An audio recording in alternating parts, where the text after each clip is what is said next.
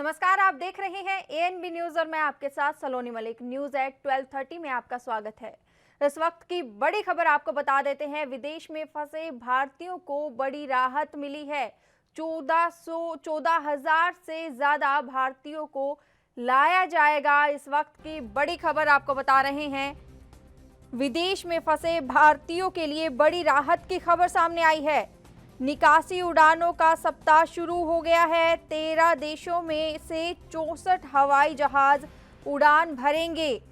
14,000 से ज्यादा भारतीयों को वापस लाया जाएगा। कोरोना वायरस के चलते विदेश में फंसे लोगों को निकालने के लिए विदेश मंत्रालय ने अपने ऑपरेशन के पहले हफ्ते में 13 देशों में फंसे 14,000 से ज्यादा भारतीय नागरिकों को निकालने के लिए 64 विमानों की व्यवस्था की है। 7 मई से विदेश से लोगों को लाने का अभियान शुरू हो जाएगा। आपको बता दें कि स्वास्थ्य मंत्रालय की ओर से आंकड़े जो जारी किए गए हैं उनके अनुसार भारत में 46,000 से ज़्यादा मामले सामने आए हैं। वहीं अब जो विदेश में भारतीय फंसे हैं उनको निकालने के लिए भी विदेश मंत्रालय ने ऑपरेशन के पहले हफ्ते में 13 देशों में फंसे 14,000 से ज्यादा भारतीय नागरिकों को निकालने के लिए 64 विमानों की व्यवस्था की है। इस वक्त की बड़ी खबर आपको बता रहे हैं। विदेश में फंसे भारतीयों को बड़ी राहत मिली है। निकासी उड़ानों का सप्ताह शुरू हो गया है। 13 देशों में 64 हवाई जहाज उड़ान भरेंगे। 14,000 से ज्यादा भारतीयों को वापस लाया जाएगा। इस वक्त की बड़ी खबर आपको बता रहे हैं। कोरोना वायरस के चलते विदेश में फंसे लोगों को निकालने के लिए विदेश मंत्रालय ने अपने ऑपरेशन के पहले हफ्ते में 13 देशों में फंसे 14,000 से ज्यादा भारतीय नागरिकों को निकालने के लिए फैसला लिया है। आरपी उपाध्याय हमारे साथ, वरिष्ठ पत्रकार हमारे साथ फोन लाइन पर जुड़ चुके हैं। आरपी उपाध्याय जी, आपका बहुत बहुत स्वागत है एएनबी न्यूज में। आपसे जानना चाहेंगे कि विदेशों से भारतीयों को लाने के लिए जो सरकार की ओर से उड़ानें 64 हवाई उड़ानें भरी जाएंगी, हवाई जहाज भेजे जाएंगे, उसको लेकर क्या कहना चाहेंगे? देखिए, राष्ट्र धर्म निभाना हर राष्ट्र का कर्तव्य है। जो भी प्रवासी विदेशों में हैं वो देखिए पैसा कमा के देश की जो इकोनॉमी अर्थव्यवस्था है उसको मजबूत करते हैं और वहाँ जिन परिस्थितियों में काम करते हैं वो बड़ी दुर्लभ होती हैं। तो हेलो आरपी उपाध्याय जी, बोल सकते हैं आप? जी। तो सरकार का फैसला बिल्कुल अपने आप में एक जिम्मेदारी भरा फैसला है। जी। कोई भी राष्ट्र है अपने नागरिकों की सुरक्षा करना, ये दायित्व होता है किसी भी राष्ट्र का या राष्ट्र के अध्यक्ष का। और आपने देखा होगा अमेरिका जैसे शक्तिशाली देश अपने एक नागरिक के लिए वो पूरा हमला एक्चुअल में उनका मुस्तैदी में आ जाता है। तो हमारे बहुत सारे प्रवासी मजदूर हैं जो विदेशों में काम करते हैं, देश के लिए काम करते हैं, देश की अर्थव्यवस्था के लिए काम करते हैं। तो संकट की इस घड़ी में राष्ट्र का भी दायित्व है कि वो अपना दायित्व निभाए और उन लोगों को बिल्कुल सुरक्षा दे और स्वदेश वापस लाए और पूरी एहतियात के साथ लाए। यही नहीं है कि लाके सिर्फ यहाँ पर और बीमारी को फैलाया जाए, बल्कि जो एक पूरा एक स्टैंडर्ड सिस्टम है उसको मेंटेन किया जाए। भी वहीं उनकी स्वास्थ्य का परीक्षण हो कि कहीं कोई कोरोना पॉजिटिव तो नहीं है।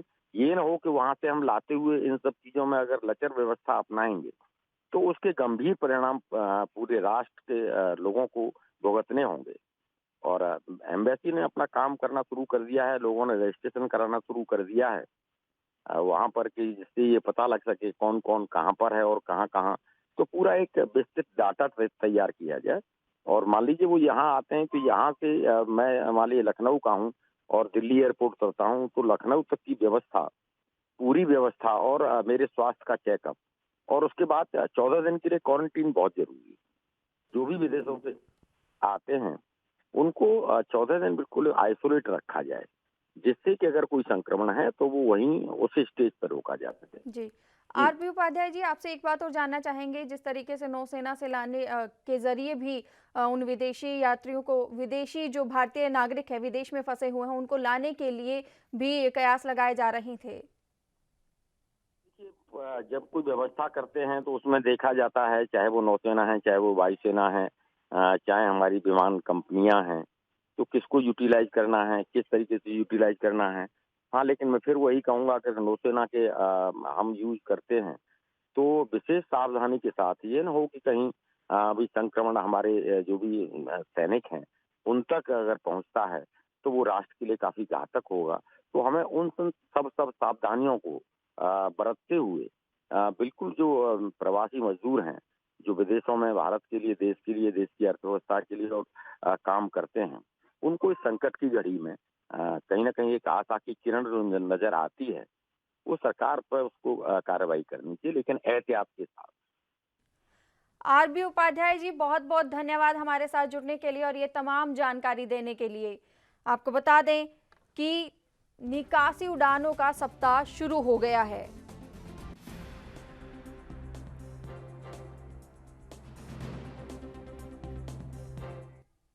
इस वक्त की अगली खबर जो है, बड़ी खबर, वो जम्मू कश्मीर के डोडा से सामने आ रही है। सुरक्षा बलों ने एक आतंकी को धर दबोचा है।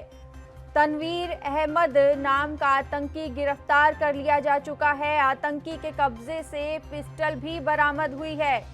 सुरक्षा बलों का सर्च ऑपरेशन अभी भी जारी है। इस वक्त की बड़ी खबर आपको बता रहे हैं, सुरक्षा बलों ने एक आतंकी को धर दबोचा है। जम्मू कश्मीर के डिडोरा से इस वक्त की बड़ी खबर आपको बता रहे हैं, सुरक्षा बलों ने एक आतंकी को धर दबोचा है। तनवीर अहमद नाम का यह आतंकी गिरफ्तार कर लिया गया है। आतंकी के कब्जे से पिस्टल भी बरामद की गई है। आपको बता दें कि सुरक्षा बलों का सर्च ऑपरेशन अभी भी जारी है। इस वक्त की बड़ी खबर आपको बता रहे हैं, जम्मू कश्मीर के डिडोरा से, जहां पर सर्च ऑपरेशन लगातार सुरक्षा बलों का जारी है। वहीं अब सुरक्षा बलों को एक बड़ी कामयाबी मिली है। सुरक्षा बलों ने एक आतंकी को गिरफ्तार कर लिया है। तनवीर अहमद नाम का यह आतंकी बताया जा रहा है। आतंकी के कब्जे से पिस्टल भी बरामद की गई है और सुरक्षा बलों का सर्च ऑपरेशन अभी भी जारी है। इस वक्त की बड़ी खबर आपको बता रहे हैं, जम्मू कश्मीर से के डिंडोरा से इस वक्त की बड़ी खबर, सुरक्षा बलों ने एक आतंकी को धर दबोच लिया है। आपको बता दें कि तनवीर अहमद नाम का आतंकी गिरफ्तार कर लिया गया है। सुरक्षा बलों ने आतंकी के कब्जे से पिस्टल भी बरामद किए हैं। इसी के साथ ही सुरक्षा बलों का सर्च ऑपरेशन लगातार जारी है। इस वक्त की बड़ी खबर आपको बता रहे हैं, जम्मू कश्मीर के डिडोरा से इस वक्त की बड़ी खबर, आतंकी को धर दबोच लिया है सुरक्षा बलों ने। आपको बता दें कि तनवीर अहमद नाम का यह आतंकी गिरफ्तार कर लिया गया है। आतंकी के कब्जे से पिस्टल भी बरामद की गई है। वहीं अभी भी सुरक्षा बलों का सर्च ऑपरेशन जारी है। इस वक्त की बड़ी खबर आपको बता रहे हैं, सुरक्षा बलों के हाथ बड़ी कामयाबी लगी है। एक आतंकी को गिरफ्तार कर लिया गया है।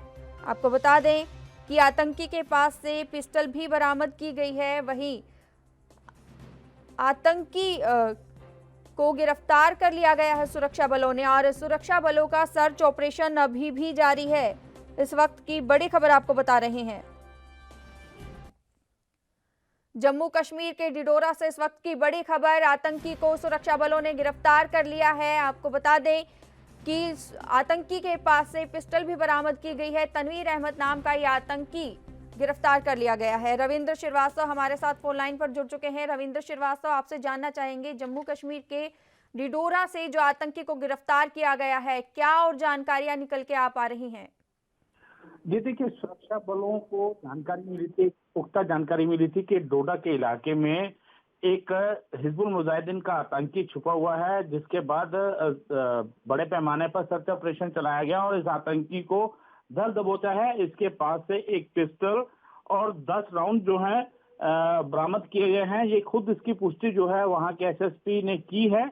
और क्योंकि मैं आपको बताऊं कि डोडा के अंदर 90 के दशक में बहुत ज्यादा मिलिटेंसी थी, लेकिन लगातार सुरक्षा बलों की कार्रवाई के चलते वहां पर आतंकवाद खत्म हो गया था। लेकिन फिर से आतंकवाद को बढ़ावा देने के लिए आतंकी ऐसी हरकतें कर रहे हो, क्योंकि किश्तवाड़ के अंदर भी आतंकियों ने नापाक हरकत को अंजाम दिया था पिछले साल ही।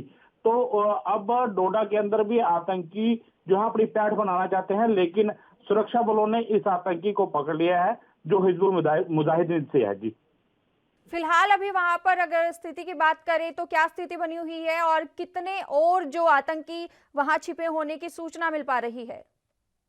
जी देखिए, अभी वहां पर हालात सामान्य हैं। इस आतंकी को डोडा के जंगली इलाके से पकड़ा है, जंगलों में ये छुपा हुआ था, उस इलाके से पकड़ा है। और आतंकियों की संख्या जो है डोडा में बहुत कम है।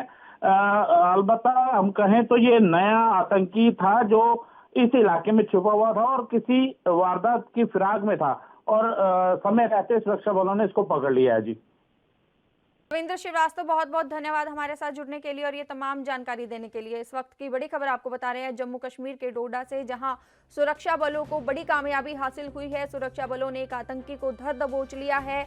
आपको बता दें कि आतंकी के पास से एक पिस्टल भी बरामद की गई है और वहीं अभी भी सुरक्षा बलों का सर्च ऑपरेशन जारी है।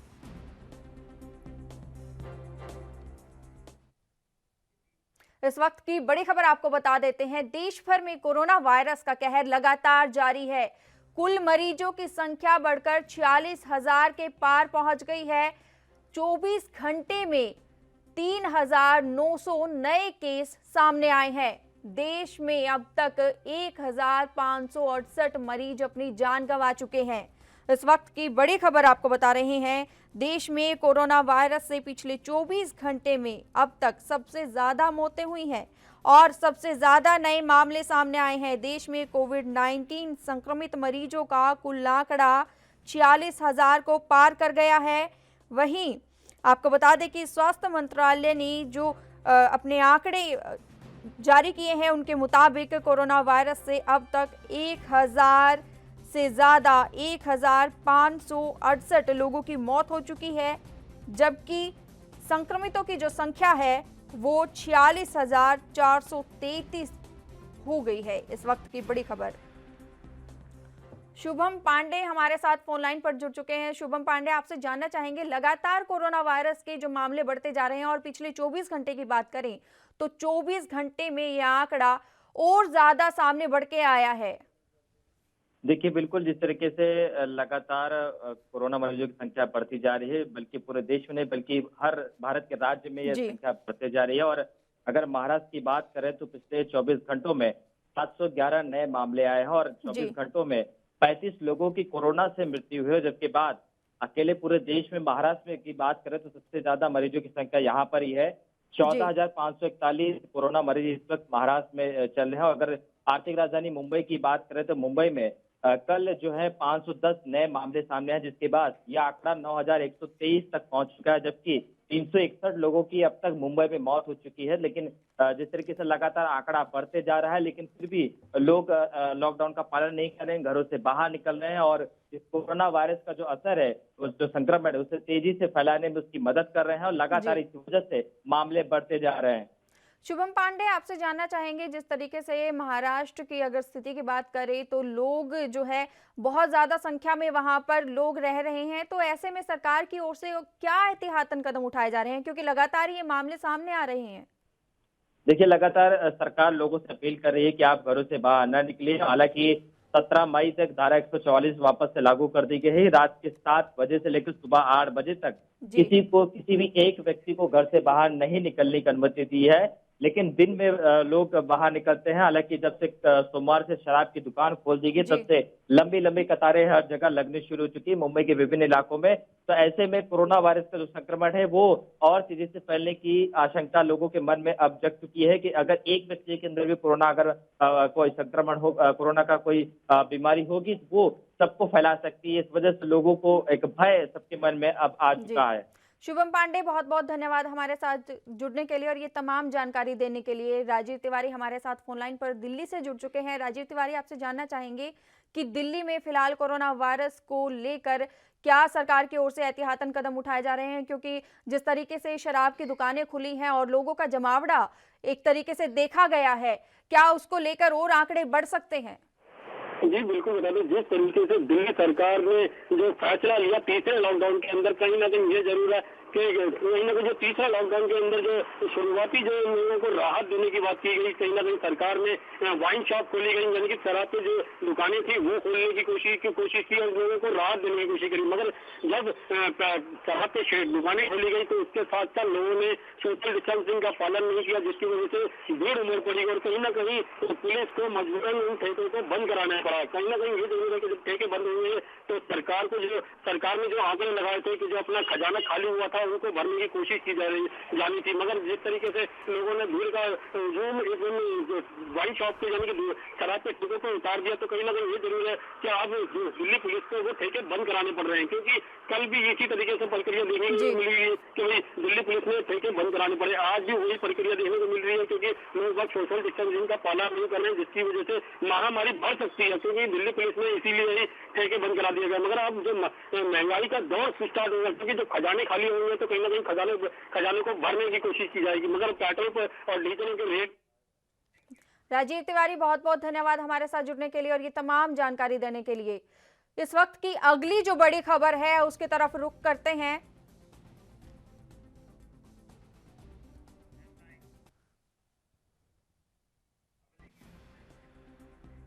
इस वक्त की अगली खबर जो है वो महाराष्ट्र से सामने आ रही है। कोरोना वायरस का कहर लगातार जारी है। मुंबई में 24 घंटे में 510 नए केस सामने आए हैं, 18 लोगों की मौत हुई है।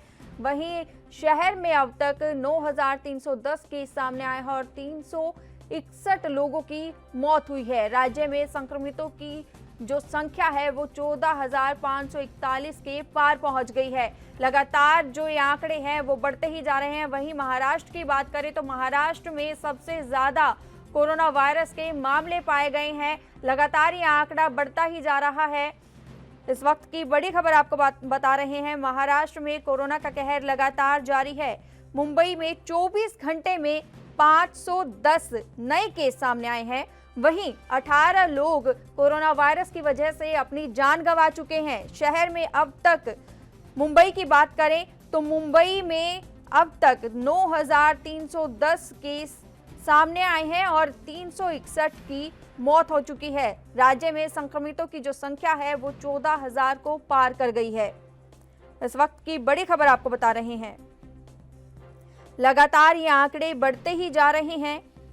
पिछले 24 घंटे की बात करें अगर मुंबई की तो मुंबई में 510 नए केस सामने आए हैं और 18 लोगों की मौत हुई है।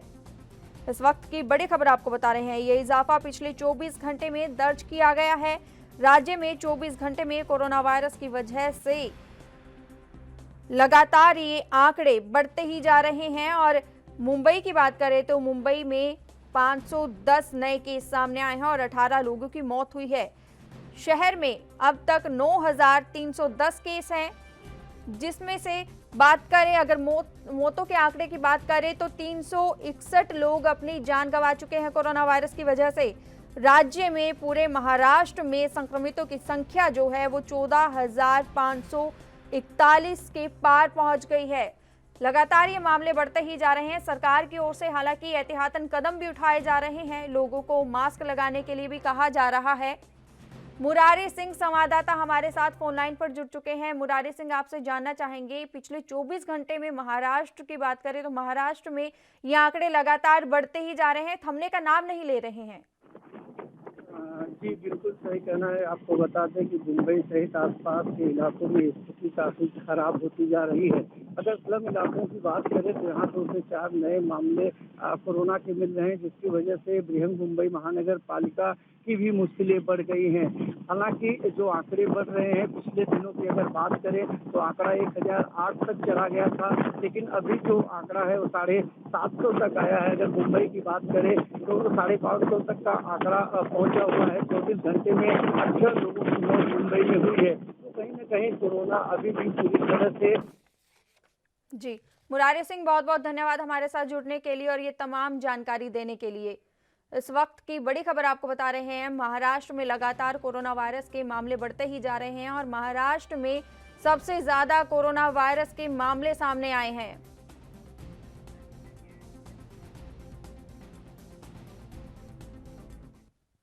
अगली बड़ी खबर जो है वो हरियाणा से सामने आ रही है। आपको बता दें, हरियाणा में कर्फ्यू का ऐलान कर दिया गया है।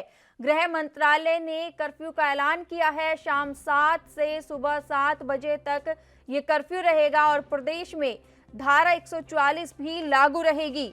इस वक्त की बड़ी खबर आपको बता रहे हैं हरियाणा से, जहां हरियाणा में कर्फ्यू लगा दिया गया है, ऐलान कर दिया गया है। गृह मंत्रालय ने 4 मई से ये कर्फ्यू का ऐलान कर दिया और शाम 7 से सुबह 7 बजे तक कर्फ्यू रहेगा।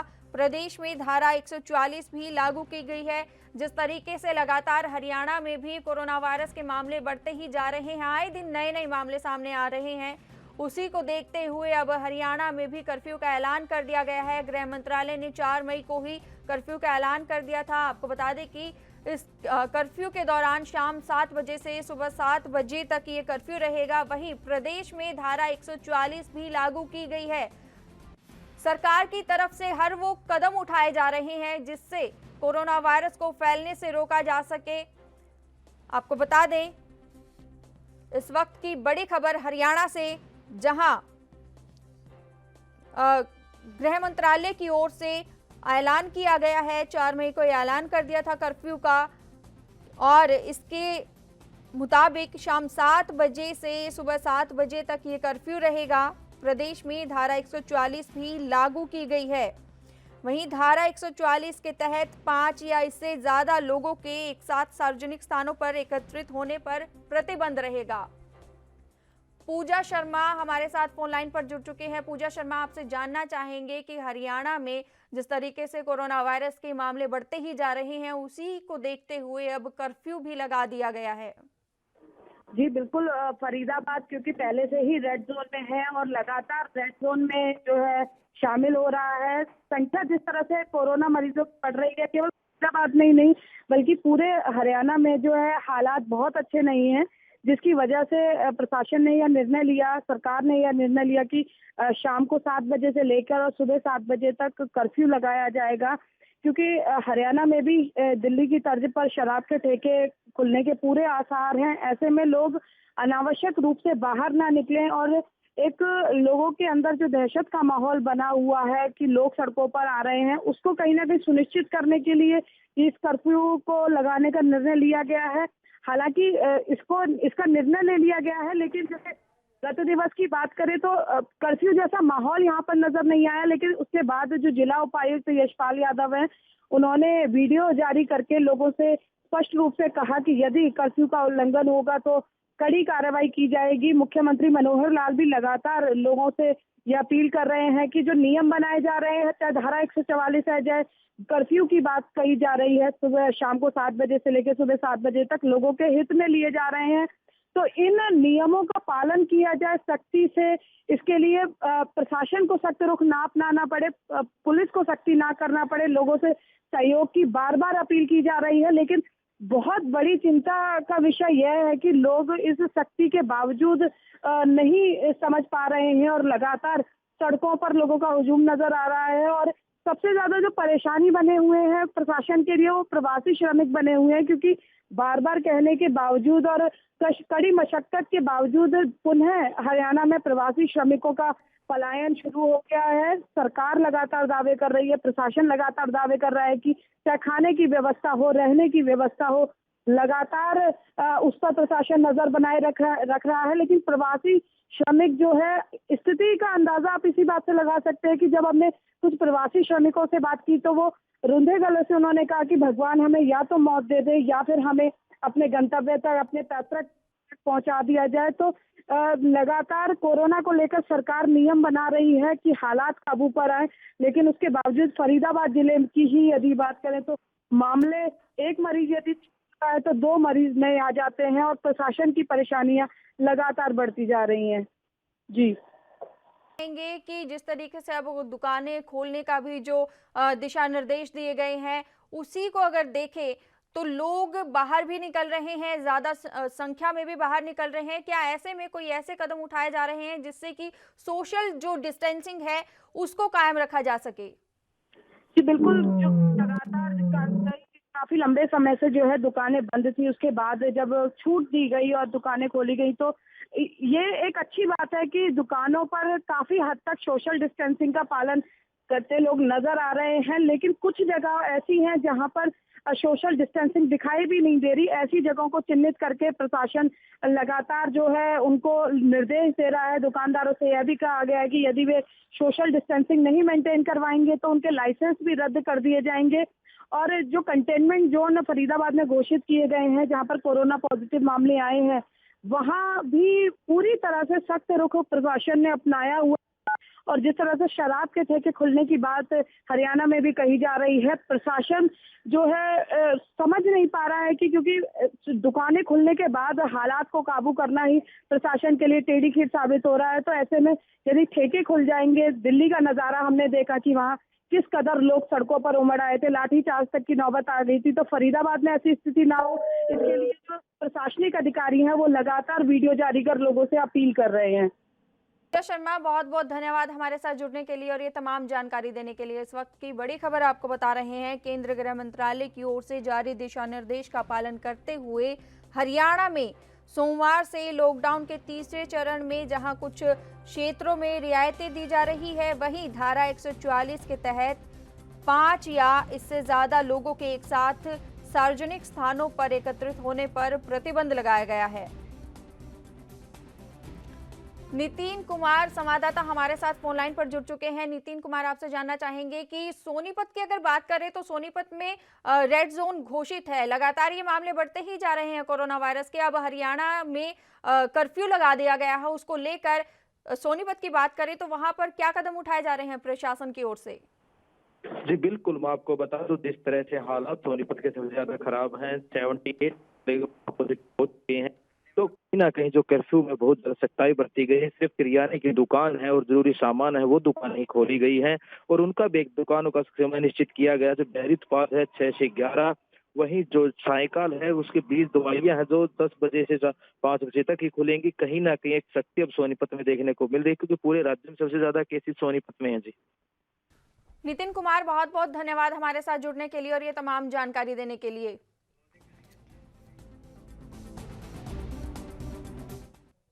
न्यूज़ एट 12:30 में इतना ही। देश और दुनिया की तमाम खबरों के लिए बने रहिए ANB न्यूज़ के साथ। नमस्कार।